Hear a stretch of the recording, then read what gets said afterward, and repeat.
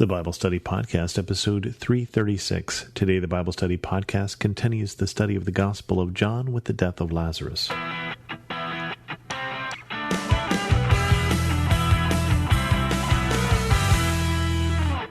Welcome to the Bible Study Podcast. I'm your host, Chris Christensen. I hope you enjoyed your holidays, your Christmas and New Year's, and we're going to get back to a study of the Gospel of John, picking it up where we left off in John 11.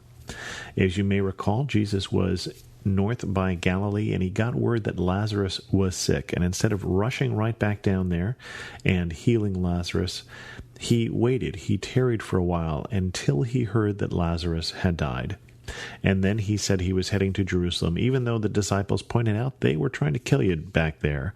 And so now Jesus is coming to Jerusalem. John 11, verse 17. On his arrival, Jesus found that Lazarus had already been in the tomb for 4 days.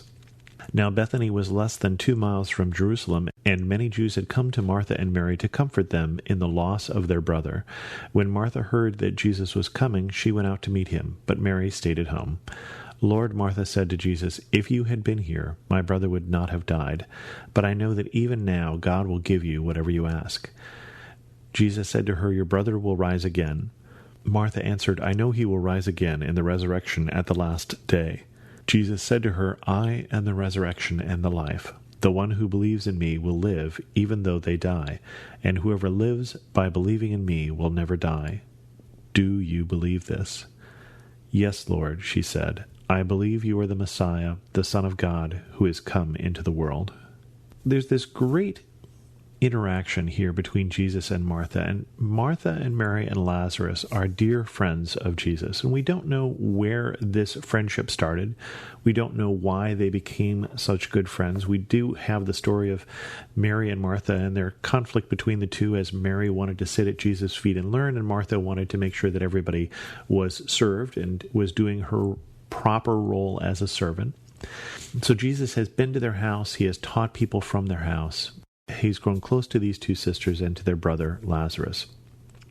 And now Lazarus is dead, and people are mourning him. So Jesus comes, even though he had put his life at risk, and he is there for Martha, albeit late, as Martha points out. If you had been here, my brother would not have died. She believes in the power of Jesus to heal. And then she has that interesting statement, even now, I know that God will do whatever you ask. Is Martha saying, I believe that even now with Lazarus dead, you can heal him. Even now you can bring him back to life? I don't know.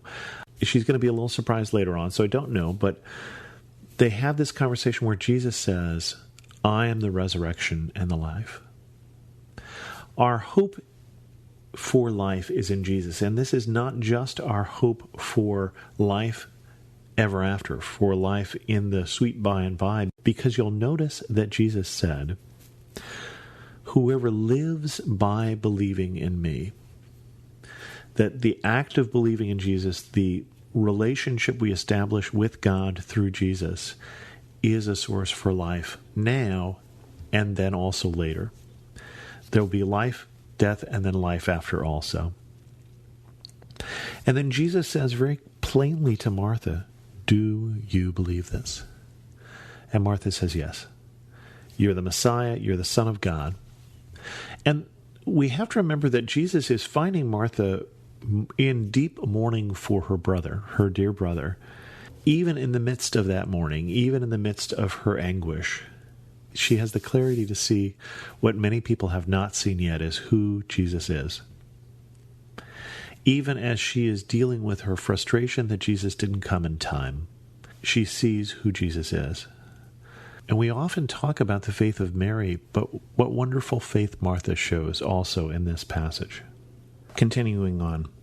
After she said this, she went back and called her sister Mary aside. The teacher is here, she said, and is asking for you.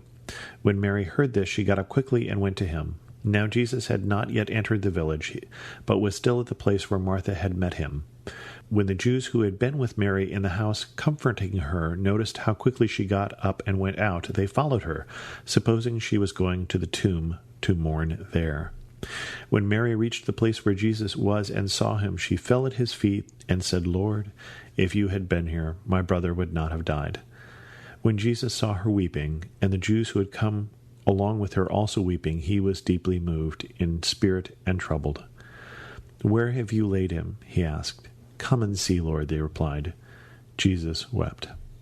Then the Jews said, "See how he loved him." But some of them said, "Could not he who opened the eyes of the blind man have kept this man from dying?" As I look at this story, and I look at Mary and the grief that she is expressing as she comes and falls at Jesus' feet, I think of it not just as pleading, because her words that she's saying are not pleading with Jesus, but just that she hasn't the strength to stand at this point. She is so drained and so grieving this loss of her dear brother. And Jesus is also moved by this. But you'll notice the two different responses. Unlike Mary's faith, even at this time of mourning, we get some people who say, "Look how he loved Lazarus," and others say, "Yeah, but why did he not come? Why did he not save him? Couldn't he have saved this dear friend? If he's such a good friend, why is he dead?" Now, we have to remember that despite whatever is going to happen in the rest of this chapter, that Lazarus is dead, that Lazarus did die. And so anything that Jesus is going to do at this point is not done as the part of the eventual resurrection that Jesus talked about with Martha, but is more of a temporary measure done, I believe, to show the power of God. Death is someplace we are all heading. Whether Jesus came in time or didn't come in time, Lazarus was going to die, and Lazarus did eventually die later on. Again, but first, we get this. Jesus, once more deeply moved, came to the tomb. It was a cave with a stone laid across the entrance. "Take away the stone," he said. "But Lord," said Martha, the sister of the dead man, "by this time there is a bad odor, for he has been there 4 days." Then Jesus said, "Did I not tell you that if you believe, you will see the glory of God?" So they took away the stone. Then Jesus looked up and said, "Father, I thank you that you have heard me. I knew that you always hear me, but I said this for the benefit of the people standing here, that they may believe that you sent me." When he had said this, Jesus called in a loud voice, "Lazarus, come out." The dead man came out, his hands and feet wrapped with strips of linen and cloths around his face. Jesus said to them, "Take off the grave clothes and let him go." And so, at least for a time, Lazarus lives again. Lazarus and Mary and Martha are restored in their relationship. Their brother is back from the dead. But notice that Martha, who believes that Jesus is the resurrection and the life, who believes that he is the Son of God, she's still expecting that when you open a dead man's tomb, you find a dead man.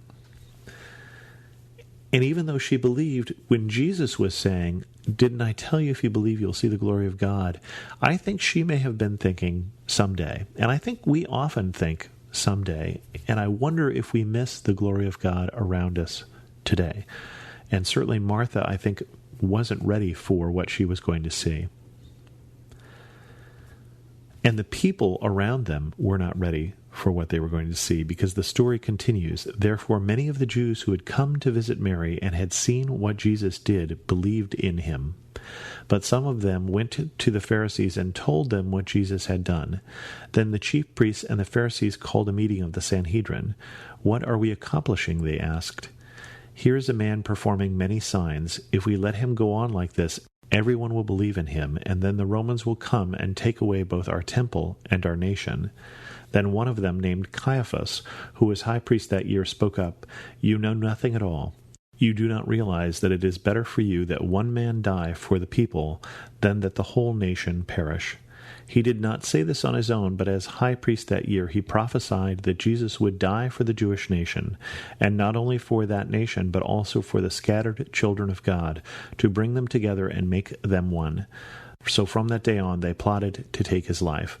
Therefore, Jesus no longer moved about publicly among the people of Judea. Instead, he withdrew to the region near the wilderness, to a village called Ephraim, where he stayed with his disciples. When it was almost time for the Jewish Passover, many went up from the country to Jerusalem for their ceremonial cleansing before the Passover. They kept looking for Jesus, and as they stood in the temple courts, they asked one another, "What do you think? Isn't he coming to the festival at all?" But the chief priests and the Pharisees had given order that anyone who found out where Jesus was should report it, so that they might arrest him. So, two different reactions again. People see Lazarus raised from the dead, and they either accept him, or they decide that he should die. And that seems like a rather different reaction. But their concern here is not that he is not who he says he is. Their concern here is not that the miracle is fake. Their concern here is that people will believe in him and we will lose everything we have. People will believe in him and there will be an uprising against the Romans. They're afraid, in the same way that the disciples are hoping, that Jesus will lead them in rebellion against the Romans, that he is a Messiah who's come to kick the Romans out, which he isn't. But that's what they're afraid of, or that's what they're hoping for. Everyone is starting to see him as the Messiah, to some a promise, to some a threat. It's interesting that some people went directly from watching him raise a man from the dead to the Sanhedrin to tell him what happened. It went directly from, "I'm seeing a miracle," to "this is a problem," ignoring the fact that this miracle came through the power of God and that God must have something in mind if Jesus is doing this. But they were so concerned with what? With that they might lose what they have. I'm reminded of the monkey trap that you've probably heard of. There's supposedly a monkey trap that they use in places that have monkeys that need trapping, where you take a jar and you make an opening in the jar that is just small enough for a monkey's hand to go into. And you put something sweet in the trap, and the monkey will grab it, but won't be able to get their hand out of the jar because they would have to let go of whatever this sweet is that they have grabbed. And they are trapped because they cannot open their hand again and give up the bait. How sometimes we too can't let go of the things that we have, the material possessions, the positions that we have, the jobs that we have, the life that we have. Our hands get so clenched in fists tightly gripping the things that we have that we fail to let go and let God. We fail to let go and see what God is doing in this situation. That's what happened then, and I think that happens to us from time to time. I pray that as you approach this new year, for those of you who are caught up on your listening, that you will unclasp your hands, that you will let go or be willing to let go of the things that you have to receive what God will give you. With that, we'll end this episode of the Bible Study Podcast. If you have any questions, feel free to send an email to host@thebiblestudypodcast.com or leave a comment on this episode at thebiblestudypodcast.com. You can also follow me on Twitter at Chris2X. And as always, thanks so much for listening.